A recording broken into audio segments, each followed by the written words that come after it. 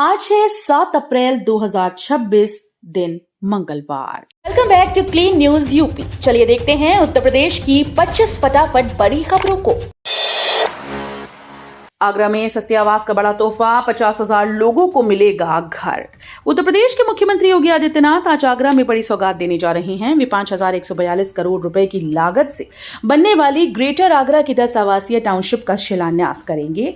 करीब 450 हेक्टेयर में फैली इस योजना से 50,000 से ज्यादा लोगों को सस्ते आवास मिलेंगे। आगरा विकास प्राधिकरण ने इन घरों की कीमत भी तय कर दी। सीएम के दौरे से पहले पर्यटन मंत्री जयवीर सिंह ने तैयारियों की समीक्षा की। अंबेडकर नगर में कुपोषण के खिलाफ बड़ा अभियान, 7,500 बच्चों को मिलेगा नया जीवन। उत्तर प्रदेश के अंबेडकर नगर में कुपोषण मुक्त अभियान की शुरुआत हो गई है। जिलाधिकारी अनुपम शुक्ला की अध्यक्षता में आयोजित कार्यशाला में 9 विकास खंडों के 7500 से अधिक कुपोषित बच्चों को चिन्हित किया गया। इसमें 1665 गंभीर और 5,866 मध्यम कुपोषित बच्चे शामिल हैं। इन्हें जल्द सुपोषित श्रेणी में लाने के लिए विशेष रणनीति बनाई गई। जिलाधिकारी ने निर्देश दिए कि अगले 3 महीने में भियां, भीटी और टांडा ब्लॉक को कुपोषण मुक्त किया जाए। क्यूआर कोड से होगी स्कूली वाहनों की निगरानी, अभिभावकों को मिलेगी पूरी जानकारी।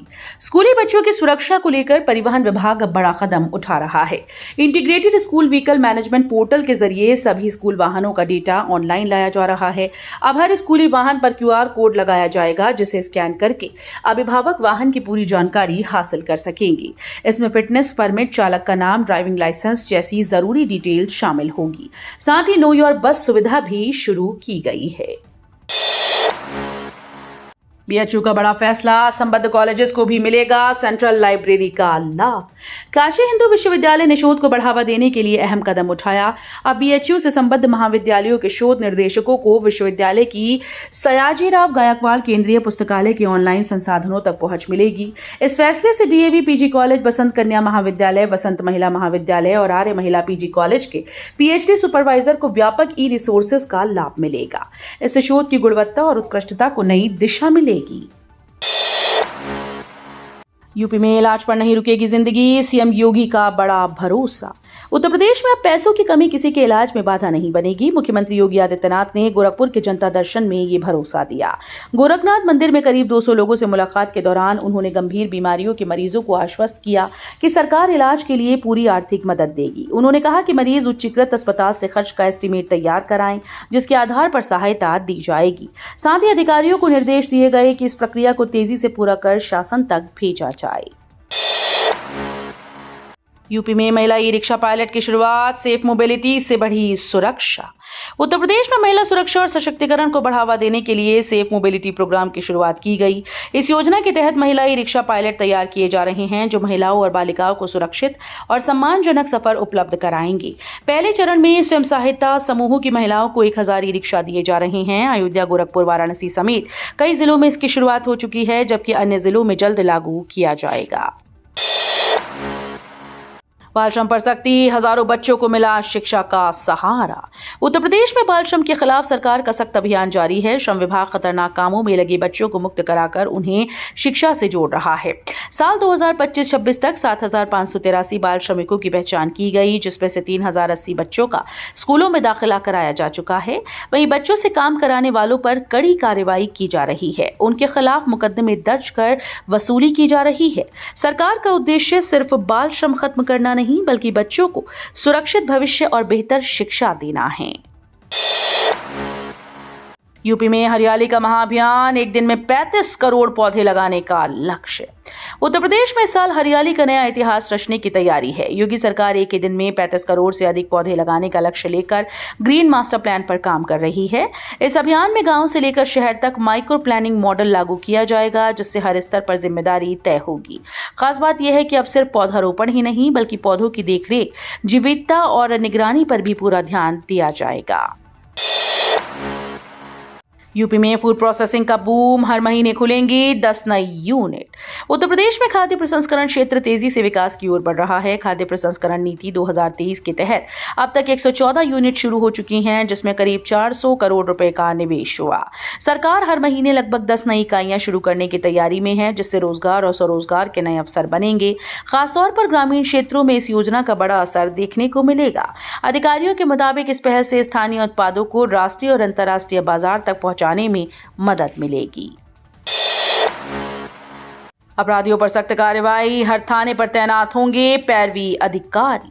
अपराधियों के खिलाफ मजबूत पैरवी के लिए पुलिस ने बड़ा कदम उठाया। ऑपरेशन कन्विक्शन को और प्रभावी बनाने के लिए गोरखपुर जोन में हर थाने पर पैरवी अधिकारी तैनात किए जाएंगे। अपर पुलिस महानिदेशक मुथा अशोक जैन ने इस संबंध में निर्देश जारी किए। ये अधिकारी सेशन और लोअर कोर्ट में चल रहे मामलों की निगरानी करेंगे और पैरोकारों से समन्वय बनाए रखेंगे। इसका उद्देश्य मुकदमों में तेजी लाना और अपराधियों को जल्द सजा दिलाना है। यूपी लोअर पीसीएस भर्ती का नोटिफिकेशन जारी, 2285 पदों पर होंगी भर्तियां। उत्तर प्रदेश में सरकारी नौकरी की तैयारी कर रहे युवाओं के लिए बड़ी खबर है। यूपी अधीनस्थ सेवा चयन आयोग ने लोअर पीसीएस भर्ती 2026 का नोटिफिकेशन जारी कर दिया। इस भर्ती के तहत 2285 पदों पर नियुक्तियां की जाएंगी। आवेदन प्रक्रिया 29 मई 2026 से शुरू होकर 18 जून 2026 तक चलेगी। केवल वही उम्मीदवार आवेदन कर सकेंगे जिन्होंने पीईटी 2025 पास किया। इच्छुक अभ्यर्थी आयोग की आधिकारिक वेबसाइट पर जाकर ऑनलाइन आवेदन कर सकते हैं। यूपी पुलिस में बड़ा फेरबदल, 24 पुलिसकर्मियों का तबादला। उत्तर प्रदेश के एक जिले में पुलिस महकमे में बड़ा फेरबदल किया गया। एसपी के निर्देश पर 11 उप निरीक्षकों समेत कुल 24 पुलिसकर्मियों का तबादला किया गया। इस कार्रवाई से विभाग में हड़कंप मच गया है। तबादलों के तहत कई थाना और चौकी प्रभारियों की जिम्मेदारियां बदली गई। प्रशासन का कहना है कि सुरक्षा व्यवस्था को और मजबूत और प्रभावी बनाने के लिए ये कदम उठाया गया।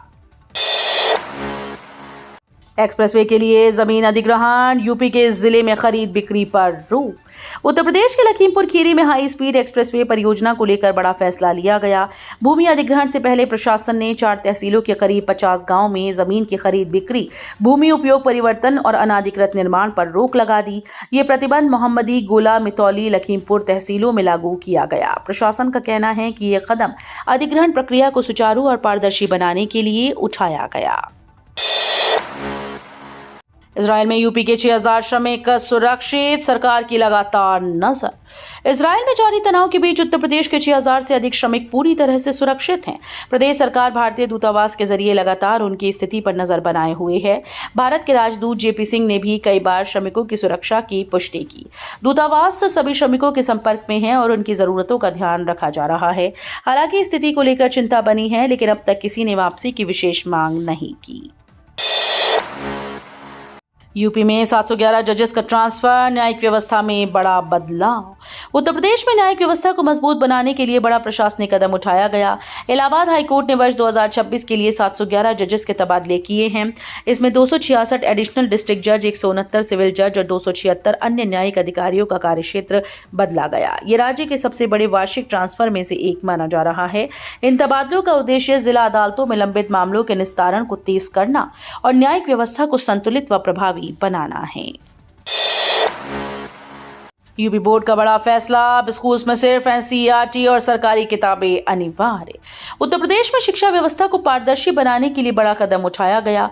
यूपी बोर्ड ने फैसला लिया कि अब कक्षा 9वीं से 12वीं तक के सभी स्कूल में केवल एनसीईआरटी और सरकारी मान्यता प्राप्त किताबें ही पढ़ाई जाएंगी।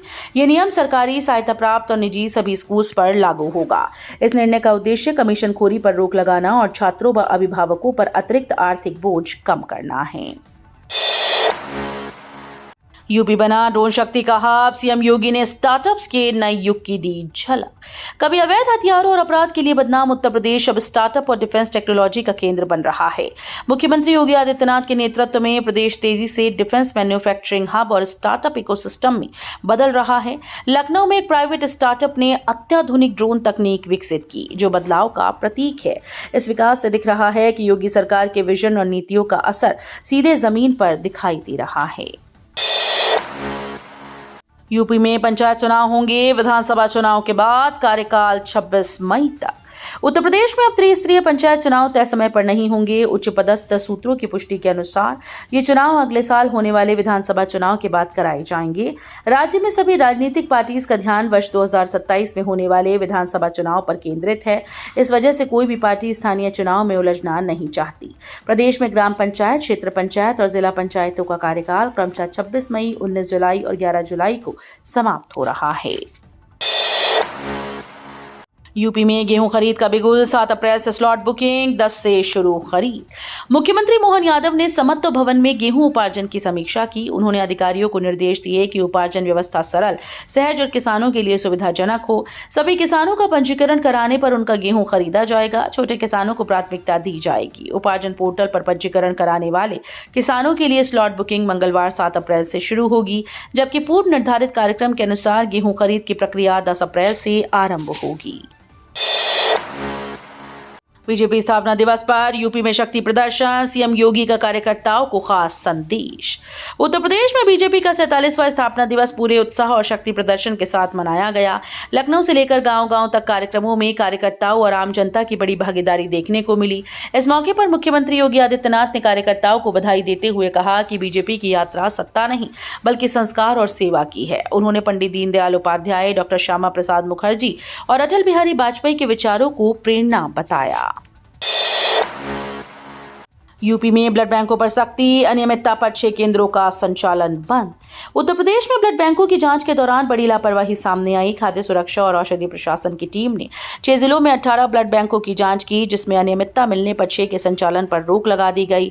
जांच में डोनर की पूरी जानकारी न होना, कोल्ड चेन का सही से मेंटेन न होना और बिना एलिजा टेस्ट के ब्लड लेने जैसी गंभीर खामियां पाई गई। विभाग ने सख्त कार्रवाई करते हुए मानकों का पालन सुनिश्चित करने के निर्देश दिए। बांदा में पर्यटन को नई रफ्तार, 13 परियोजनाएं पूरी, 20 स्थल हो रहे विकसित। उत्तर प्रदेश के बांदा जिले में पर्यटन विकास तेजी से आगे बढ़ रहा है। करीब 50 करोड़ रुपए की लागत से 20 प्रमुख ऐतिहासिक और धार्मिक स्थलों का कायाकल्प किया जा रहा है, जिसमें से 13 परियोजनाएं पूरी हो चुकी हैं। इन कार्यों में प्राचीन मंदिरों और ऐतिहासिक किलों का जीर्णोद्धार शामिल है।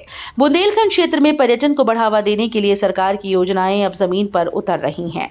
इन विकास कार्यों से न केवल क्षेत्र की पहचान मजबूत होगी बल्कि स्थानीय लोगों को रोजगार के नए अवसर भी मिलेंगे। इतिहास में पहली बार राम मंदिर में मनेगा जानकी महोत्सव, गूंजेंगी बधाइयां। अयोध्या के राम मंदिर में इस बार एक ऐतिहासिक पल देखने को मिलेगा, जब पहली बार मां जानकी जन्मोत्सव मनाया जाएगा। 25 अप्रैल को वैशाख नवमी के दिन विधि विधान से ये उत्सव आयोजित होगा। मंदिर के गर्भगृह में भव्य झांकी सजाई जाएगी और विशेष धार्मिक अनुष्ठान संपन्न होंगे। अयोध्या के रंग महल, जानकी महल समेत 12 से अधिक मंदिरों में भी उत्सव की तैयारियां जोरों पर हैं। यूपी में मृतक आश्रितों को नौकरी के लिए अब मानव संपदा पोर्टल पर ही होंगे आवेदन। योगी आदित्यनाथ सरकार ने मृतक आश्रित कोटे पर अनुकंपा के आधार पर नौकरी देने के लिए ऑनलाइन आवेदन मानव संपदा पोर्टल पर लेने का फैसला किया। प्रमुख सचिव नियुक्ति और कार्मिक एम देवराज ने सोमवार को इस संबंध में शासनादेश जारी करते हुए सभी विभागों को निर्देश भेज दिया है। नई व्यवस्था के आधार पर मृतक आश्रितों को अब जल्दी नौकरी मिलने का रास्ता साफ हो गया। प्रमुख सचिव की ओर से जारी शासनादेश के मुताबिक 31 मई 2026 तक मृतक आश्रित कोटे पर अनुकंपा नियुक्तियों पर विचार करते हुए पूरा किया जाएगा। पंचायत चुनाव से पहले गांव-गांव योगी सरकार का अभियान, ग्राम सचिवालयों में लगेगा कैंप। उत्तर प्रदेश में त्रिस्तरीय पंचायत चुनाव को लेकर सोमवार को ही यूपी भाजपा अध्यक्ष पंकज चौधरी ने कहा कि पार्टी पूरी तरह से तैयार है। डिप्टी सीएम ब्रजेश पाठक ने भी समय पर चुनाव की बात कही। इस बीच मुख्यमंत्री योगी आदित्यनाथ ने ग्रामीण क्षेत्रों के लिए अपनी सक्रियता बढ़ा दी। राज्य सरकार ने प्रदेश के करोड़ों किसानों को सरकारी योजनाओं का पारदर्शी और सुगम लाभ दिलाने के उद्देश्य से फार्मर रजिस्ट्री की तैयारी करने के लिए एक विशेष महाअभियान की घोषणा की। तो ये थी आज की 25 फटाफट बड़ी खबरें। अगर आपको न्यूज पसंद आई हो तो वीडियो को लाइक और शेयर जरूर करें। धन्यवाद।